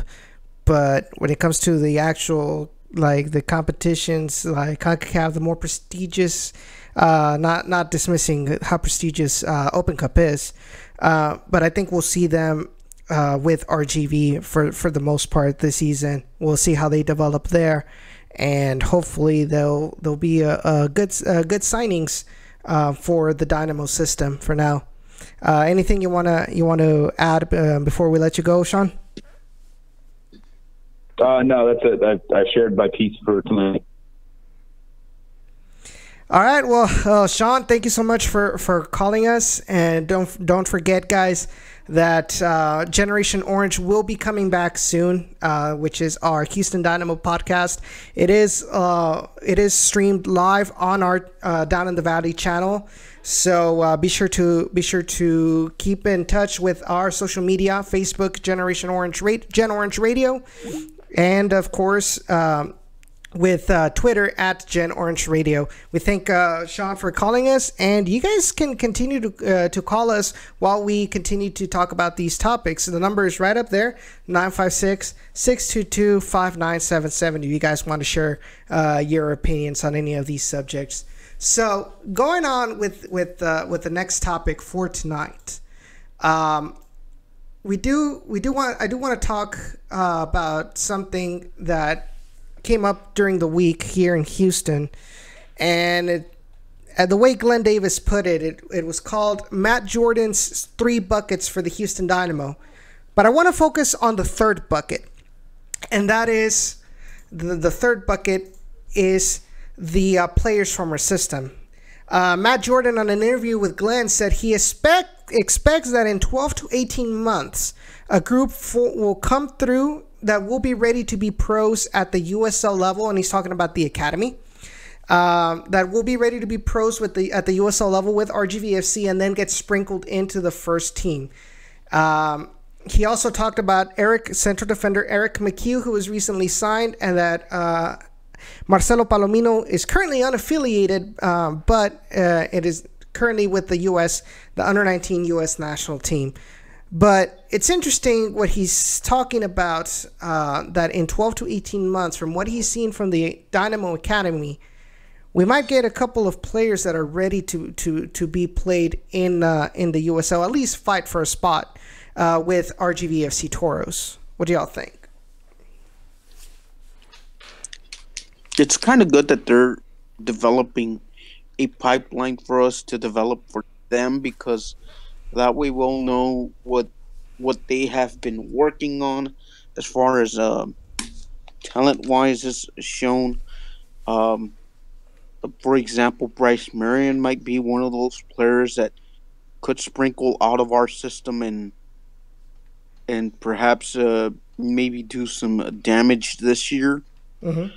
He was one of the better players that I would have personally liked to have seen more with the Toros this past season, but just due to the age and some of the other factors, it was just a big steep learning curve for him to face that challenge. And I mean, for my take right here, I say a pipeline's what RGVFC, what Houston Dynamo kind of needed beforehand. It seemed like it wasn't structured enough. Mm-hmm. And what I mean by that is, obviously, Edinburgh, Texas gets RGVFC, and then from about a year to, we really didn't hear enough from Houston. Houston was trying to RGVFC's partnership and what they were trying to do with all their other academies, because there are several. Mm-hmm. There's Brazos Valley, and then the academy at Houston too, and then the academy down here. It was very confusing, and it just didn't seem like it was structured enough. And now, of course, we've got a pipeline. That means we will know more defenders. Okay, let's start to work more on the defenders and things of that nature. So I think that's something that is perfect. And of course, I've said it before, Marion, of course, just like Ray said, needs to be a force to be reckoned with this year, as well as Rui Enriquez. He's been one of our stars as well. Mhm. It's just going to kind of go on from there. Cesar? He gone. Oh. Well, thank you so much, Cesar, for joining us. Yeah, honestly, I think that we're off to a good start. I think we had a lot of promising players in this current USL team that I think the Dynamo fans should be paying close attention to, and I think that's the biggest issue that I have with Dynamo fans, and that is that they're good at criticizing. I'm not generalizing, I'm just going to put that out there. But for the most part, Dynamo fans always complain, like I said, about RGVFC players, yet very few of them actually pay attention to what happens down in the Rio Grande Valley, down at HB Park. So, and I think, and that's my biggest issue that I have so far with this. They're always complaining that, but you ask them something about any of our players, whether it's Todd, whether it's Chuy, whether it's Carlos Small, and they know nothing about them because they haven't seen them play. And I mean, how are you supposed to know what's coming up, how they play, when you don't even watch their games? I think that's the biggest, like I said, it's the biggest irk to me when it comes to this subject. But I think also going back with what Matt Jordan said, I think the fact that he's saying that he's confident that there's 12 to 18 players in this Dynamo's academy system that might make the jump soon to RGV, that also has got to make Gerson happy, because now he's got a lot more where he can pick from and not have to rely too much on outside, bringing in players from the outside to develop. Because remember, this team is a developmental team. Yes, we want to win championships, and yes, a coach wants to win the championships, but to the Dynamo's eyes, they should be to development. Don't necessarily agree that should be the only focus that the Toros have to do when they compete, but I mean that's a completely different topic. If you guys have any comments about that, be sure to put that on the YouTube chat, and we'll go ahead and read them live. Just wanted to remind you guys that down there on the description for this live stream, we do have the tipping link available. If you guys want to donate $1, $5, anything will help us to continue to bring you all better content for you guys for Down in the Valley. As you can see, we made some huge upgrades to the graphics of Down in the Valley. So we really greatly appreciate any kind of donation that you guys would like to offer to us. There is no subscription service, so the streams will remain free. But we would really appreciate any donations that you guys would like to give us. Like I said, the donating link is down at the bottom. You are allowed to leave a message when you donate, and it'll appear right on screen for you to read. So the next topic I do want to talk about is and it has to do with something that's been come up recently with a Sports Illustrated article where they interviewed with USL President Jake Edwards, and that is promotion relegation within USL. I believe we've talked about this before on the show, but what do you guys think? And I just want to say real quickly the quote that he said. He says, right now the championship has 36 professional teams competing, and we're launching League One with 10 professional clubs. We're looking at the ideal number in the championship somewhere around 38 or 40, and that's where we're going to top out and seize expansion. What that means is there will be a current number of teams, probably 10 or 12, currently in our championship that will come out of our league over the next years and go into League One. Now, in y'all's opinion, should this concern RGVFC fans, or do you think that we'll, even through all of this, we'll continue to stay in the USL Championship? I guess I'll go first here because, yeah, I think there's no need to worry because it's just been all talk, and I don't really think that they'll stand for that as well. And let's think back to other pro rels that have worked to basically, of course, Barcelona. They've got one of the best their young academies, and it's Barcelona too, and things like that. And of course, 3 now because they kind of have to be, but they cannot get promoted or relegated. And so I think if anything like that happens, RGVFC. And plus, it can't really happen to the USL due to the fact you've got the Red Bulls 2, Atlanta United 2, those teams that are connected to a team, to a pro MLS team. It's, dude, when you know that a lot of these teams are here to develop other clubs. Right? Well, here's the thing, Jacob, and I'll go ahead and counter you a little bit here. League One already has a MLS B team with Orlando City FC, or OCB. Now, I do expect a handful of clubs to I guess, self-relegate themselves. Does that include us here at RGVFC? Absolutely not, because of the amount of money and the amount of resources already invested. Now, having that been said, do you see an Atlanta 2 going down? Do you see a New York 2 go down? Do you see possibly a Sounders 2 go down, a Timbers 2 go down? Absolutely, because if you look at their rosters, they are no more than the age of 23 to 24.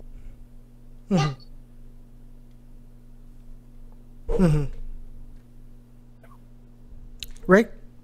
So, Okay. with that being said, I do foresee at least those 4 teams going down, and even the Richmond Kickers were recently playing in the so-called USL Championship.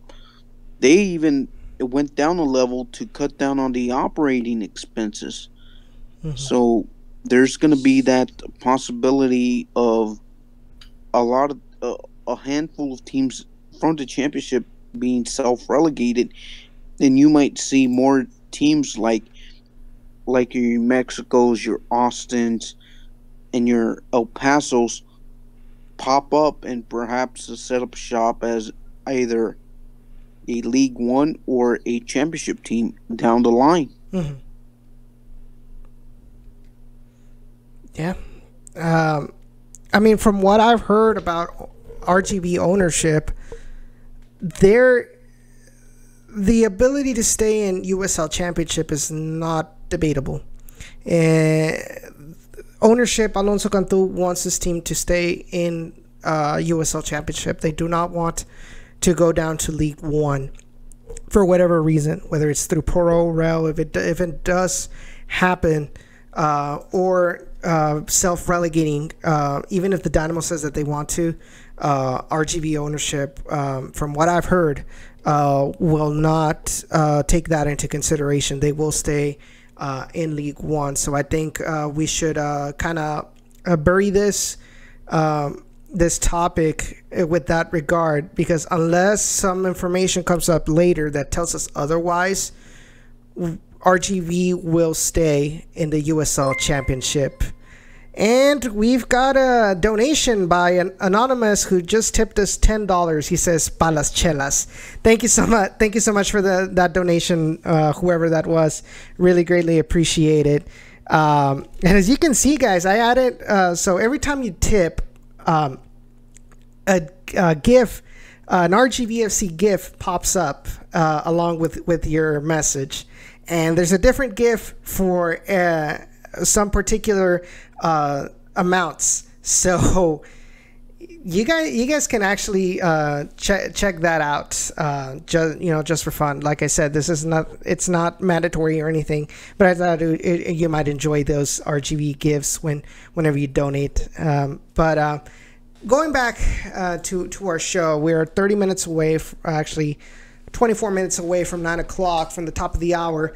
So let's go ahead and move on to the next topic. Actually, before we go on, I do want to go ahead and take this time to kind of reiterate the plans for RGVFC in this preseason. So, as we should know, RGVFC will not be doing their preseason, at least for this first 2 weeks. Thank you, David, for the donation. They will not be doing preseason for these next 2 weeks at the RGV. They will be here in Houston, and that includes the matches they will be playing against Houston Dynamo for preseason. They will be here. They will not be at RGV like in the previous 2 years. I know this is probably something that a lot of people may not like, because I know a lot of people want to see their Dynamo stars over there and go to HB Park. But I think when it comes to being able to plan with the Dynamo, with Wilmer Cabrera, for the next season between these two clubs, and you also have to take into consideration that the Dynamo is right now preparing for the CONCACAF Champions League. So I believe that's where this reasoning as to why they did it here this year and not at RGV. I think that's where it's at. But RGVFC will be training here, as Coach Echeverry mentioned in our interview. If you guys missed it, be sure to check it out right after the stream ends, when the archived video comes up, as well as through our podcasts. But he did mention that the players are scheduled to come to Houston on Sunday. So they should be here on Sunday starting on Monday. They'll be starting their training. And if I am not mistaken, there will be 2 matches between RGVFC and the Dynamo. And I know one is going to be on next Saturday, the 26th, and that one will be open to the public here in Houston. That will be one, and I think the other one, let me see if I can find it, because I think the other one is on the, what is it? I think it's on the 29th, the second match, but that one will be on behind closed doors, and I don't think that media will be allowed in either, or for that match. But they will be playing twice against the Dynamo. After those 2 weeks, I can assume that they'll be heading back to RGV, continuing with preseason preparations. They'll probably play once again against UTRGV men's soccer. Ray, if you can confirm that this year, it'd be much appreciated when it comes to that. Oh, here it is, 2019 preseason schedule announced for the Houston Dynamo. It says, so the 29th, yes. So the 26th and the 29th will be the days where the Dynamo will have a preseason friendly against RGVFC. They'll probably play again, like I said, against UTRGV as well. Maybe you might have Houston Baptist going down there as well. Because I think last year they played Houston Baptist University, RGVFC did. And then I believe their San Antonio announced their preseason match or their preseason schedule, and they will be playing RGVFC in their preseason. However, this year, that preseason match will be behind it'll be on a Friday at 3 p.m. and it will be behind closed doors. They will be their open match will be against El Paso, not RGVFC this year. March 1st, so March 1st versus RGVFC Toros at Toyota Field at 1 p.m. That's when the Toros will have their friendly against our bitter rival San Antonio FC, but it will be behind closed doors. Boo. Well, I mean, that's going to be absolutely horrendous weather. What do I mean by that? It will probably be 90 degrees at 1 p.m. in South Texas. So either way, I would have not wanted to be there in general. I mean, who wants to be in San Antonio? Anyways. Pretty true. Continue. Basically, for that schedule, that type of schedule, it's a lot of closed door practicing, and I kind of enjoy that. Yes, I do enjoy also watching my team, whether obviously being at a stadium or on TV, but closed door practices, you get a lot more focused and you get a lot more things basically done. You can figure out more things and you can hear the coaches and things of that nature. Of course, what are you really practicing for? Basically to get everything correct for that. You're not practicing for a noisy stadium or anything of that sort. So it's a pretty cool thing that I think it will help our players a lot just to stay focused and actually not give up mental lapses. And so it could be a good thing, a blessing maybe in disguise. Ray? Well, I kind of like the idea where they could have their closed door practices. Maybe the coaches can make that one final adjustment before the season begins. So therefore, I kind of like these ideas of closed door practices to see what coaches can get out of their players and out of the roster for the upcoming season. So yeah, I kind of like the idea. The idea of playing a 3 o'clock game in sunny San Antonio, not so much. 1 o'clock. Or 1 o'clock, whatever. Much worse. Yeah, whatever. At least they have beautiful Market Square and the Hemisphere Tower, and that's it. We're supposed to bash in this program. We're supposed to bash all of San Antonio, not just select parts. Just letting you know. Just kidding. I'm just messing with you, Harry. So yeah, that's pretty much going to be the schedule. I can assume that maybe RGVFC themselves, the organization, once they kind of let go a little bit of RGV Vipers, which by the way, if you guys have not gone to an RGV Vipers match at Bert Ogden Arena, you have to go. The environment there is just extremely electric, you know. So go out there and have fun watching a little bit of basketball and supporting these future Houston Rockets players, because you got players like Clint Capella, who used to be in the Vipers, now being pretty much a star with the Rockets. But anyway, let's get back to soccer. I think that's pretty much all the topics soccer-wise that we pretty much talk about. Just pretty much be patient, like Coach Echeverry said. Be patient with the process. Trust the process, like Manny Padilla always puts on his social media. Trust the process.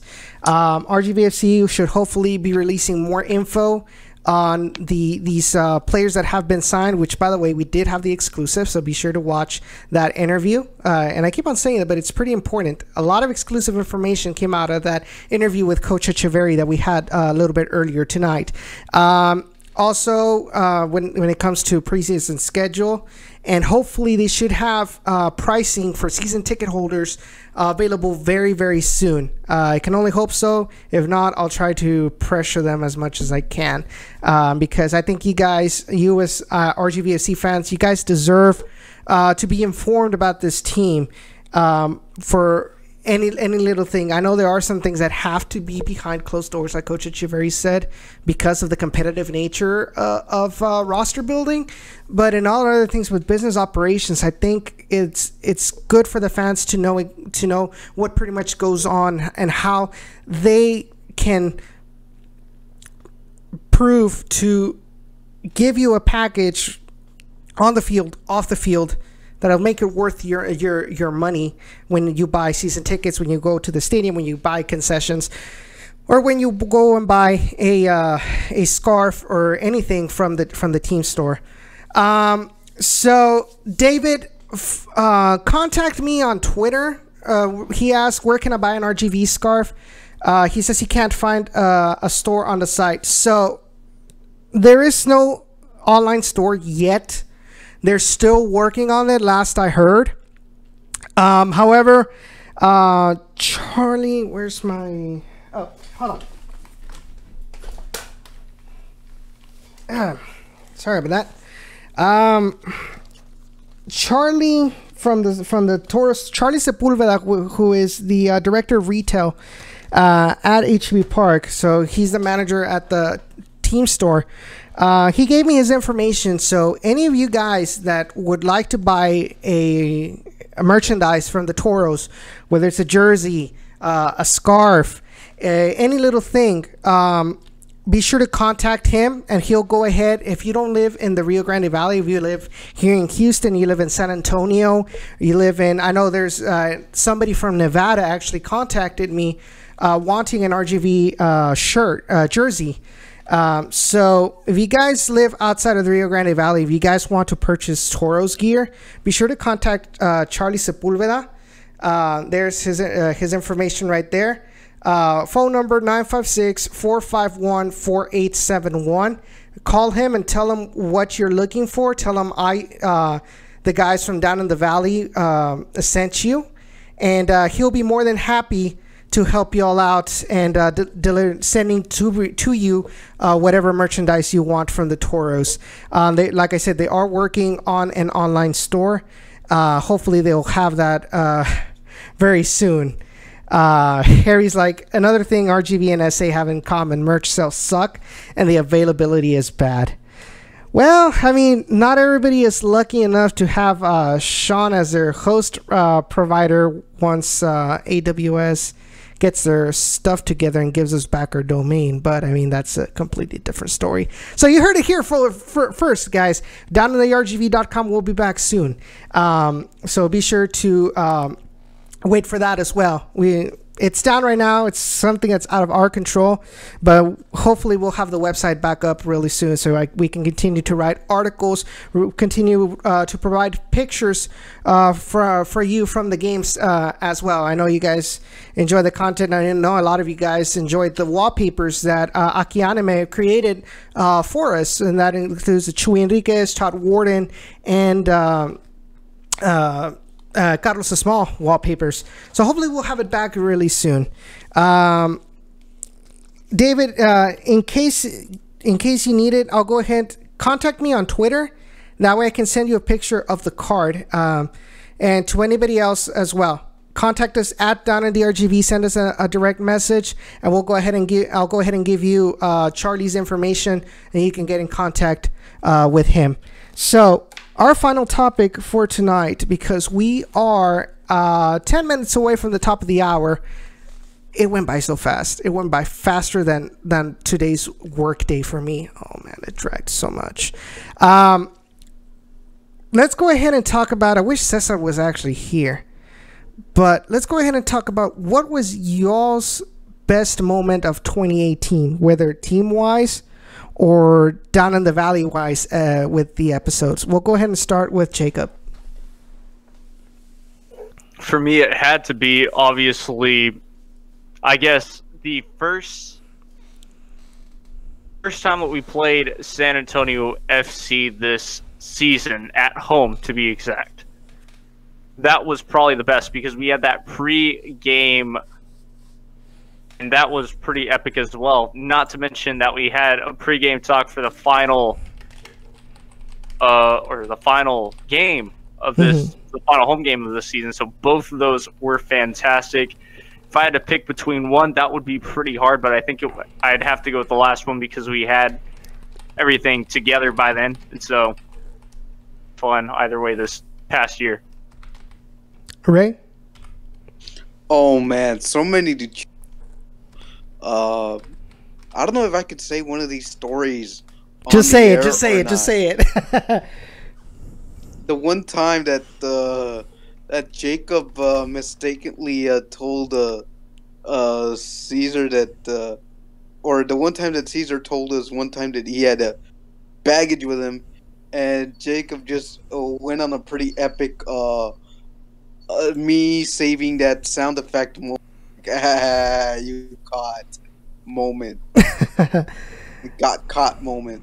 I guess that had to have been my favorite moment, because that's where Jacob truly showed his true colors in full spirit there. Ouch! I was expecting something completely different. But besides that, what was your favorite moment for the 2018? Because remember, that was 2019. I asked for 2018.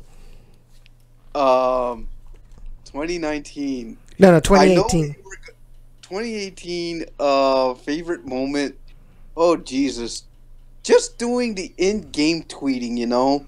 Something that I'm going to go ahead and give a sneak peek of a off-air meeting that we may have, but this year it's going to be a little bit different with me because I have nearly accepted an employment with a company called Performance Academy Group, which will deviate me from doing a lot of the stuff what I did last season. It's kind of heartbreaking, but I'm kind of sure that at the end of the day, someone who assumes my role the upcoming season will probably enjoy it. But in all, the favorite moment 2018, a ver si no pasa una tragedia, Willy Gonzalez. How many of those moments did we have last year? 6. Oh. 6. And that was both at home and away, if I recall correctly. No, it was only home match. That was home matches 6 where we had La Tragedia happened. Oh my god! Yeah, the equalizer v Sacramento. Mm-hmm. The equalizer. Well, that was a tragedia for Sacramento, if I recall correctly. No, didn't we have a 2-1 lead on Sacramento? Then they we had a 2-1 Oh lead yes, on yes. Sacramento. Yes. Mm-hmm. That was the very first one, so I'd have to circle that one being the first one.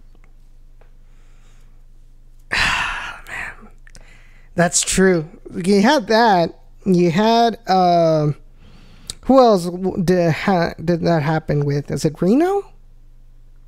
No, Reno was a scoreless draw. Oh yeah. During the day, in the middle of the heat. Talk about that game just being like absolutely bored. Oh, that 10 o'clock match. You really expect something different? Yes, I really did. You know, I really did expect a couple of things to happen, but nope, it didn't.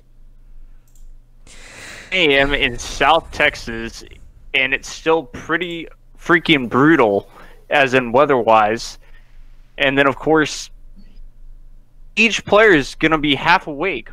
Why? Because you've got a West Coast team. Mm-hmm. Used to it, but still, you're talking, and you're asking them to basically run a full game. It's going to be tough. Yeah. I think my favorite moment for 2018 has got to be my first post-game interview with Coach Echeverry. You're talking about somebody that did not study journalism, has no previous experience doing this, going up and asking a question that only ended with a no comment in front of other journalists. Few, but there were a couple other journalists. Big shout out to Greg Luca, I still can't believe that you got swayed over by SAFC, but that's another topic. Yeah, that was, I think that was pretty nerve-wracking for me. But at the same time, you know, it motivated me to be better, to prepare myself better for these questions, and I think it's paid off. But you know, the first experience for everything has got to be, you know, it's got to be the best. And the fact that you guys, Cesar, Rey, and Jacob, are here, you know, with me, with Down in the Valley, you know, I'm really appreciative of everything that you guys do. Without your help, I don't know how I could have done it. And like I say, you know, I really thank you so much for everything that happened in 2018, and hopefully 2019 continue to bring us a lot more success. I'll share this quick story with you. You know, when you were starting La Carga Naranja, I'm like, man, I would like to join that project. I really would. And you know, I mean, whether it was lack of faith, a lack of trust, or whatever, I just thank you for giving me the opportunity to join in on this project, you know, without knowing where it would go today. I mean, we got visiting our stuff, you know, and you have great insiders with Sean, even though the material isn't where it needs to be. He's given us a lot of great insights to where this team could be heading in the near future, you know. Mm-hmm. So that's the thing that stands out to me.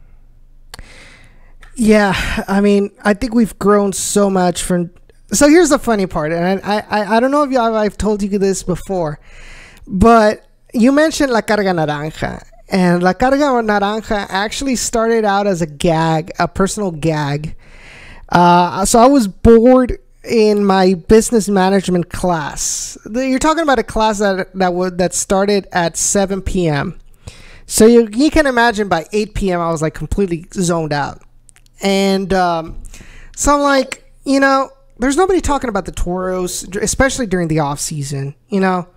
I'm just gonna start a Twitter page, you know, to just post stuff about RGVFC and things like that. And so I went ahead and did it. I had my intention was not to make a podcast. My intention was not to be anything with serious journalism. It was just supposed to be something that, you know, that would keep fans with RGVFC in their minds during the off season. And then it just kind of grew from there. I leaked this jersey. I leaked it. I got in trouble with the organization. I will admit to that. And then so I moved to Houston. This was still La Carga Naranja. I moved to Houston. I met Justin and Josh from the Peel. You know, they brought me in. Carson doing the Down in the Valley's 15-minute segment with them, and they came. You know, after being a while with them with the Peel, and they came up to me and they're like, "Hey, do you want to take over Down in the Valley? I mean, because you know a lot more about the team than either of us do." And Carson, well, he lives in Nevada. He writes about them for Dynamo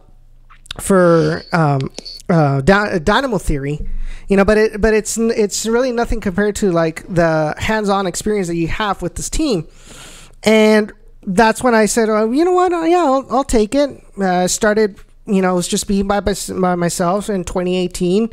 Try to have Carson was on for a couple of episodes, and it kind of just grew from there. You know, at first it started with Jacob, bringing him in under my wing.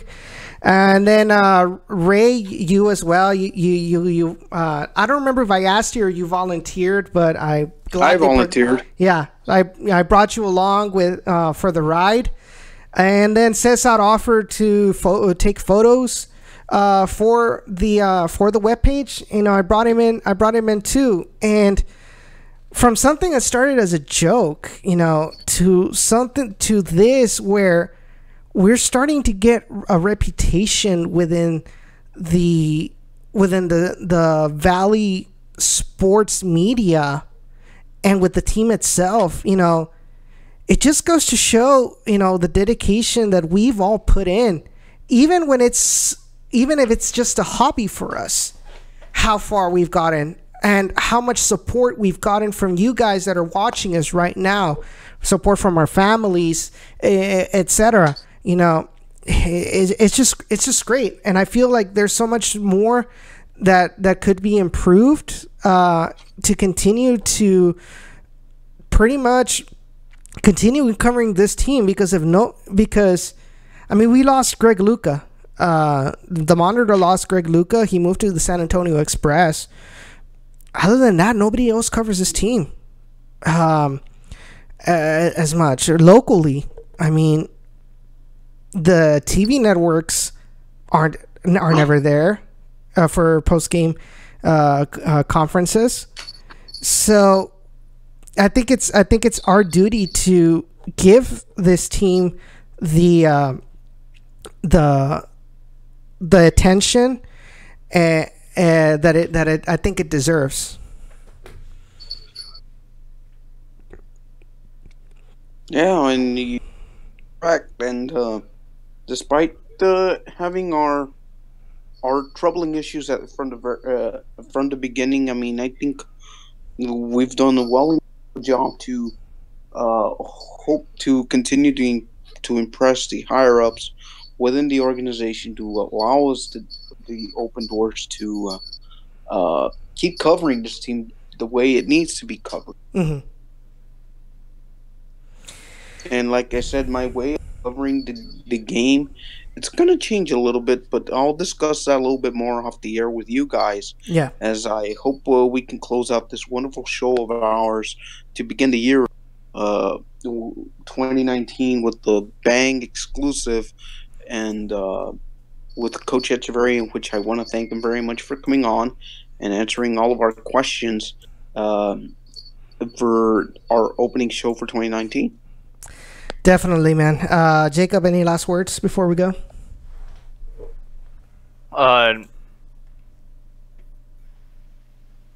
It's going to be an interesting season, that is for sure. I just hope for the best, and obviously we've got to keep this one mentality, and it's sad but true. Development team, whether you like it or not, this team is here to stay average.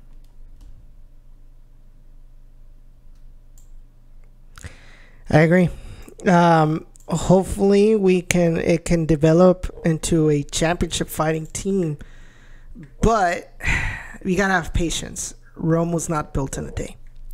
So, guys, thank you all for staying up till 9 p.m. with us. I know 2 hours is a lot to handle, but I really appreciate you all for sticking around for the whole 2 hours. Thank you all, everybody who liked and shared this live stream. Really, really appreciate your support with that. Thank you, David, for your $10 donation. Really, really appreciate it. It helps us out. Alex Centeno, he says, yeah, that's why I love this channel. It's my way of seeing how RGV is doing or just what's going on with the club. Because here in Houston, I don't hear much about RGV, so thank you. Really appreciate it, Alex. That's what we're here for. I live in Houston as well, and like you say, nobody covers this team, and the only time RGV is mentioned is to say that we didn't deserve to have the USL affiliate down there in the Rio Grande Valley. But that's something I think I have beaten to death on social media, and I don't think people's perception on that is going to change. So the best that we can do is just pretty much inform. That's the best way we can try and help with that situation, is inform them what's really going on in the Rio Grande Valley and why people need to pay attention to this team and how it affects the Houston Dynamo first team. Be sure, guys, to check out our podcast version, which I hope to upload by the end of today. It will be uploaded to SoundCloud and Spotify by the end of today. Everywhere else, Stitcher, Google Podcasts, and iTunes, they should be uploaded by tomorrow, as well as at the Beautiful Game Network's website, bgn.fm. Be sure to really would like to thank the Beautiful Game Network for their support in helping us upload these podcasts over to those platforms. Without them, it wouldn't have been possible. So be sure to check them out on Twitter at the BGNFM, as well as at BGN Written, where Ray writes his articles about RGVFC called The Orange Blocks. Follow our social media, Facebook, Twitter, and Instagram at Down in the RGV. We hope you enjoyed this show. I'm not sure if we'll be back next week. It depends on how much news comes out during preseason and things like that. But so be sure to follow us on our social media so you can find out, and be sure to share the podcast. Be sure to share the archive with all the friends you know that are fans of RGVFC or fans of the Houston Dynamo and want to know more about this team. Be sure to tell them about us and tell them to subscribe to this channel and join us every Thursday. That's how it's going to be for this 2019 season, every Thursday at 7 p.m. Thank you so much, Ray. Thank you so much, Jacob, for joining me on this show, like always. And we hope to continue growing.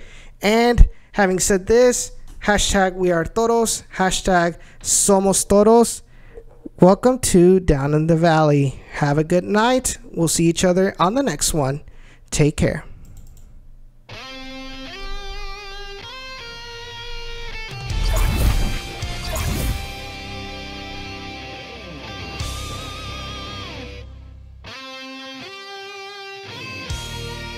All right. Cool.